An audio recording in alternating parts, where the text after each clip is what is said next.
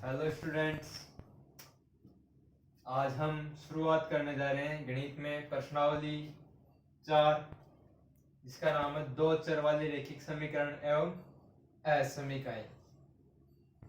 दो चर वाले रैखिक समीकरण एवं असमीकाएं। थोड़ा हम बेसिक कॉन्सेप्ट सीखते हैं, फिर आगे बढ़ेंगे। इसमें देखो, दो चर वाले रैखिक समीकरण।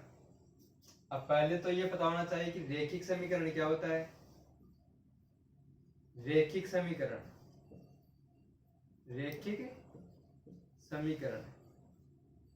यानी वह समीकरण है जिसका हम अगर ग्राफ निरूपण करें तो एक सरल रेखा प्राप्त हो।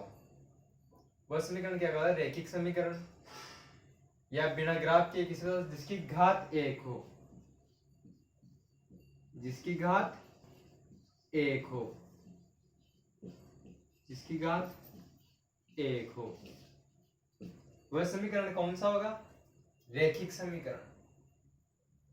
दो चर वाले रैखिक समीकरण एवं असमीकाएं। रैखिक समीकरण का मतलब जिसकी घात एक हो, जैसे ax plus B Y plus C is equal to 0। इसकी घात एक है, तो ये रैखिक समीकरण है। तो रैखिक समीकरण का मतलब समझ में आ गया। दो चर यानी ऐसा समीकरण जिसमें दो चर राशियां हो। चर और अचर जानते हो ना, चर राशियां। तो दो चर वाले दो चर राशियां। अब इसमें देखो समीकरण में x और y दोनों चर राशियां हैं, तो ये समीकरण कौन सा हुआ? दो चर वाला रैखिक समीकरण। रैखिक समीकरण का मतलब जिसकी घात एक हो, और दो चर का मतलब जिसमें दो चर राशियां हो। आगे समझ में? दो चर वाले रैखिक समीकरण एवं असमीकाएं। अब दूसरी चीज आती है इसमें असमीका। असमीका। अब ये असमीका क्या होती है? कुछ भी नहीं है, एक प्रकार का गणितीय कथन है जिसमें गणितीय चिन्हों का प्रयोग होता है चर राशियों के साथ में। इसकी परिभाषा पूछे तो लिख लेना। गणितीय कथन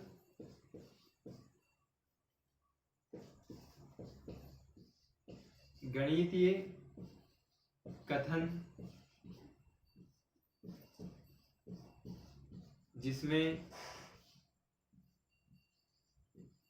चर राशि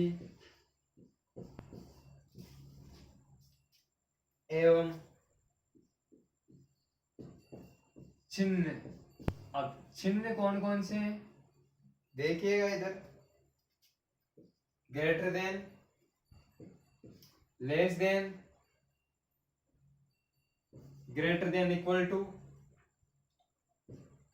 और लेस देन इक्वल टू, और लेस देन इक्वल टू। ऐसा गणितीय कथन जिसमें चर राशि एवं ये चिन्ह, इनमें से कोई सा भी एक चिन्ह, सॉरी जीरो नहीं है यहाँ पर, चिन्ह विद्यमान हो, विद्यमान हो, वो क्या कहलाएगा? असमीका। ऐसा गणितीय कथन जिसमें चर राशि हो और इस प्रकार के चिन्ह कोई सा भी एक, इनमें से कोई सा भी एक चिन्ह विद्यमान हो, वो क्या कहलाएगी? असमीका। जिसे देखते हैं ax plus B is less than 0। अब इसमें देखो, एक चर वाली असमीका है, इसमें एक चर राशि है x ही है ना। इस प्रकार ax plus B Y is greater than and equal to 0। ये दो चर वाली राशि है, दो चर वाली असमीका है। इसमें दो चर राशियां हैं x और y, और a और b क्या है? वास्तविक संख्या। जहां पर a और b वास्तविक संख्या है, शून्य नहीं है। a और b केवल वास्तविक संख्या है। लिख लो यहां पर आगे, जहां a व b वास्तविक संख्याएं हैं, वास्तविक संख्याएं, वास्तविक संख्याएं। असमीका, रैखिक समीकरण और असमीका का मतलब समझ में आ गया। दो चर वाले रैखिक समीकरण ये रहे, दो चर वाले रैखिक समीकरण एवं असमीकाएं इस प्रकार की जो गणितीय कथन होगा वो असमीका कहलाई। आगे समझ में। अब इनमें से कुछ शब्दावली पढ़ते हैं हम थोड़ा आगे। आगे एक शब्द और आता है इसमें, संगत और असंगत। संगत और असंगत युग। अब ये क्या चीज होती है, जिसे क्वेश्चन आ जाए और की 4.1 में क्वेश्चन है, पहला क्वेश्चन यही है कि निम्न के युग्म संगत है या असंगत बताइए। अब संगत और असंगत होता क्या है वो देखो। संगत युग्म वो होते हैं जिनमें कम से कम एक हल हो, यानी ऐसा युग्म जिसका कम से कम एक हल तो होना ही चाहिए, वो क्या होगा, संगत। यानी ऐसा युग्म जिसका कम से कम एक हल हो, जिसका कम से कम एक हल हो, एक तो होना ही चाहिए, एक हल हो, वो युग्म क्या कहलाएंगे, संगत युग्म। इसका अपोजिट असंगत हो जाएगा, जिसका एक भी हल नहीं है या जिसका कोई हल नहीं है, वो युग्म क्या कहलाएगा, असंगत युग्म। आगे समझ में। संगत और असंगत, प्रश्नावली 4.1 में पहला क्वेश्चन यही दे रखा है, संगत और असंगत। तो ये बेसिक कॉन्सेप्ट होना जरूरी है कि संगत क्या होता है, रैखिक समीकरण क्या होती है, असमीका क्या होती है, तो ये जान लो पहले। ऐसा युग्म जिसका कम से कम एक हल है वो क्या होगा, संगत युग्म। असंगत युग्म जिसका कोई हल नहीं है। अब इनका कैसे पता चले कि हमें इसका एक हल है, अनेक हल है या कोई हल नहीं है। इसके लिए आगे देखते हैं। जैसे मान लो कि दो रेखा युग्म, दो रैखिक युग्म, रैखिक युग्म का मतलब वही एक सरल रेखा प्राप्त होगी, ग्राफ में निरूपण करेंगे तो जैसे a1x plus b1y plus c1 is equal to 0। दूसरी है a2x plus b2y plus c2 is equal to 0। अब कैसे पता चले में कि ये इसका एक हल है, अनेक हल है या कोई हल नहीं है। पहली कंडीशन देखते हैं, a1 अपॉन a2। a1 यानी x का गुणांक पहले समीकरण में और दूसरा समीकरण में x का गुणांक बराबर है या नॉट इक्वल टू, पहली कंडीशन नॉट इक्वल टू लेते हैं, b1 अपॉन b2। यानी a1 और a2 का अनुपात नॉट इक्वल टू b1 और b2 के अनुपात के, यानी इन दोनों का अनुपात बराबर नहीं है। इनकी तुलना करने पर क्या पता चल रहा है हमें कि इनका अनुपात बराबर नहीं है। बराबर नहीं है प्राप्त हो रहा है तो इसका केवल एक अद्वितीय हल होगा। अद्वितीय हल, अद्वितीय हल, अद्वितीय हल। अद्वितीय हल का मतलब केवल एक हल होगा, कोई दूसरा हल नहीं होगा इसका, अद्वितीय। आगे समझ में। इससे और भी पता चलता है, अब इसका अद्वितीय हल है, एक हल तो है इसका, तो ये युग्म संगत होगा। तो यहां से युग्म क्या होगा, संगत होगा। एक चीज और पता चलती है, मैं इसका ग्राफ ही निरूपण कर रहे हैं तो रेखा के बारे में, इसकी रेखाएं किस प्रकार की रेखा बनेगी। तो यहां से अद्वितीय हल प्राप्त हो रहा है, इन एक तो कौन सी रेखाएं बनेगी, प्रतिच्छेदी रेखाएं, है ना। बहुत इंपॉर्टेंट प्रश्नावली है ये, ध्यान से पढ़ना। एग्जाम में लगभग 5 या 6 नंबर का क्वेश्चन आता है बोर्ड एग्जाम में हर साल, इन्हीं शब्दावली यूज होगी उसमें। ये बेसिक कॉन्सेप्ट होना बहुत जरूरी है पहले क्लियर। इस वजह से बेसिक कॉन्सेप्ट अच्छे से देखो, फिर आगे क्वेश्चन समझेंगे। 5 ऐसे नंबर पक्के हैं, इसमें कुछ भी नहीं है, बहुत आसान प्रश्नावली है। संगत युग्म कौन सा होगा? संगत और रेखाओं का प्रकार कौन सा होगा? प्रतिच्छेदी रेखाएं। प्रतिच्छेदी रेखाएं, प्रतिच्छेदी रेखाएं, प्रतिच्छेदी रेखाएं जानते हो ना, जो एक दूसरे को प्रतिच्छेद करती है, काटती है ना? तो रेखाएं आदित्य हल होगा अगर a1 upon a2 not equal to b1 upon b2 है, यानी इन दोनों का अनुपात समान नहीं तो एक हल होगा।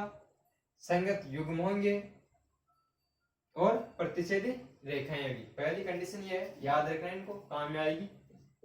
दूसरी कंडीशन बनती है a1 upon a2 is equal to b1 upon b2 और not equal to c1 upon c2, यानी a1 और a2 का अनुपात b1 और b2 के अनुपात के समान है, लेकिन c1 और c2 का अनुपात इनके समान नहीं है। पहले दो अनुपात समान है, तीसरा अनुपात समान नहीं है। इससे क्या पता चलेगा हमें? अगर इस प्रकार की कंडीशन होती है तो इससे पता चलेगा कि इसका कोई हल नहीं है। जो युग्म दे रखा है ना, इसका कोई हल नहीं है, कोई हल नहीं है। और एक चीज देखी थी हमने संगत और असंगत की परिभाषा में, कि जिसका कोई हल नहीं होता वो क्या होता है? असंगत युग्म। तो ये कौन सा होगा? असंगत युग्म। ये असंगत युग्म, असंगत युग्म, ध्यान रखना है, बहुत इंपॉर्टेंट चीज है। और रेखाएं, रेखाएं कौन सी होगी इसमें? रेखाएं किस लिए कौन सी होगी? समांतर रेखाएं। दोनों रेखाएं एक दूसरे को अनंत तक चलकर कहीं पर भी नहीं काटेगी, ग्राफीय निरूपण करेंगे तो रेखाएं समांतर रेखाएं प्राप्त होगी। समांतर रेखाएं, अब समांतर रेखाएं तो कहीं पर काट नहीं रही, तो कैसे पता चलेगा हमें इसका हल? नहीं होगा ना। ये एक जगह काटेगी तो एक हल प्राप्त होगा, ये कहीं पर काट नहीं रही, इसका कोई हल मिलेगा ही नहीं। तीसरी कंडीशन और देखते हैं, a1 upon a2 is equal to b1 upon b2 is equal to c1 upon c2, यानी तीनों का अनुपात समान हो, तब क्या स्थिति होगी? हल असमित होंगे। इनके अनेक हल होंगे, असीमित हल, असीमित होंगे, असीमित हल, असीमित हल होंगे। और जिसका कम से कम एक हल है तो इसके बहुत सारे हैं, ये तो संगत युग्म होगा, तो संगत युग्म, संगत युग्म। रेखाएं असीमित हल, यानी बहुत सारे हल है, यानी रेखाएं बहुत सारी जगह परस्पर काट रही है ना? अब ये स्थिति कब हो सकती है? जब रेखाएं समपाती होगी। समपाती का मतलब दोनों रेखाएं एक दूसरे के ऊपर से गुजर रही हो, जानते हो ना? समपाती रेखाएं, दोनों रेखाएं एक दूसरे के ऊपर से गुजर रही हो, वो रेखाएं क्या होगी? समपाती रेखाएं। तो इस प्रकार के युग्म की रेखाएं कौन सी बनेगी? समपाती रेखाएं, यानी दोनों समीकरण एक ही है, ये मान के चलो। तो रेखाएं कौन सी प्राप्त होगी? समपाती रेखाएं, समपाती रेखाएं एक दूसरे के ऊपर से गुजरेगी, समपाती रेखाएं। आए समझ में? बहुत इंपॉर्टेंट क्वेश्चन है, बहुत इंपॉर्टेंट शब्दावली है, आगे चलकर यही सब काम में आने वाले हैं। और प्रश्नावली बहुत इंपॉर्टेंट है, बहुत आसान सा क्वेश्चन आएगा बोर्ड एग्जाम में, और 5 या 6 नंबर का क्वेश्चन आएगा, और लगभग हमेशा ही आता है। तो अब एक क्वेश्चन देखते हैं हम, प्रश्नावली 4.1 में चलते हैं, प्रश्नावली 4.1 में चलते हैं, और इसका पहला क्वेश्चन यही है, युग्म संगत है या असंगत है? क्वेश्चन नंबर 1, हमें बताना है कि रैखिक समीकरणों की युग्म संगत है या नहीं। रैखिक समीकरणों की युग्म संगत है अथवा नहीं, अथवा नहीं, ये बताना है हमें कि संगत है या असंगत है। इसकी जगह ये लिख लो, संगत है या असंगत है, या असंगत है।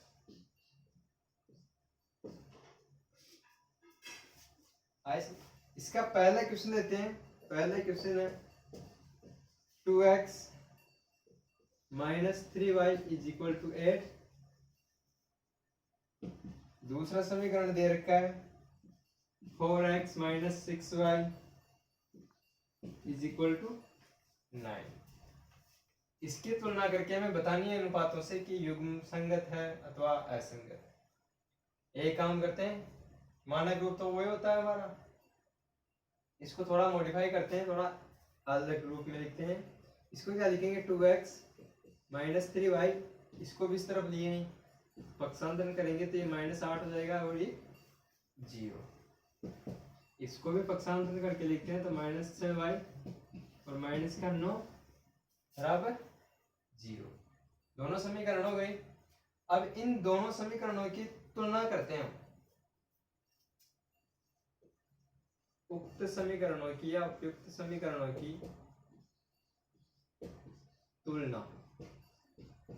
तुलना किससे करनी है, वो मानक रूप से, यानी a1x + b1y + c = 0 एवं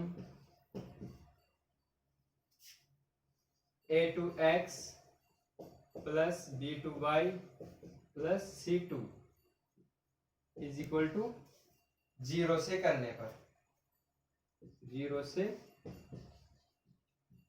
करने पर। अब यहां देखो a1 की जगह कितना लिखा हुआ है, a1 x तो ऐसे, a1 की जगह 2। b1 की जगह कितना लिखा हुआ है, यहाँ प्लस है यहाँ माइनस है, तो चिन्ह सहित लेना है, -3। c1 की जगह कितना लिखा हुआ है, -8।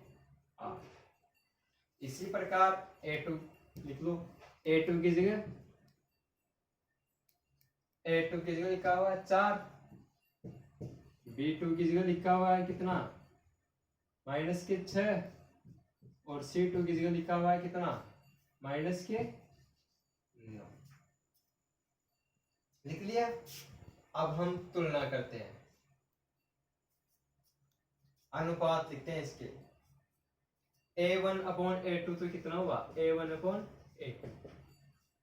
a1 का मान 2 और a2 का मान 4। b1/b2 कितना हो रहा है, -3 और -6। और c1c2 कितना हो रहा है, c1 का मान -8 और c2 का मान -9। अब इनको देखो थोड़ा ध्यान से, इसको काटेंगे कितना हो जाएगा, 1/2। इसको माइनस से माइनस कैंसिल हो जाएगा, यहाँ क्या आ रहा है 1/2 और यहाँ कैंसिल होगा क्या, नहीं, 8/9 है, कटेगा नहीं। तो इनको अनुपातों को देखते हुए क्या कंडीशन बन रही है हमारी, ये कंडीशन पढ़ी थी हमने, a1/a2 = b1/b2 बराबर है 1/2 1/2 आ रहा है ना। इसके आगे नॉट इक्वल टू c1/c2। और ये कंडीशन क्या बताती थी हमें, हमारे पास दूसरी वाली कंडीशन थी, ये दूसरी वाली थी ना, और ये क्या बताती थी कि अगर इस प्रकार हो तो उनका कोई हल नहीं होता है, कोई हल नहीं होता है ना। अतः लिख दो, अतः यह दिए गए समीकरणों का, दिए गए समीकरणों का कोई हल नहीं है, कोई हल नहीं है, कोई हल नहीं। लेकिन हमें तो संगत असंगत बताना ना, कोई हल नहीं है। अब कोई हल नहीं होगा तो क्या होगा, संगत होगा या असंगत होगा? कोई हल नहीं है तो असंगत, जिसका कोई हल नहीं होता है वो क्या होता है, असंगत। क्या लिख दो, अतः दी गई समीकरणों का यह युग्म असंगत होगा। अतः दी गई समीकरणों का युग्म असंगत होगा, युग्म असंगत होगा। आई समझ में?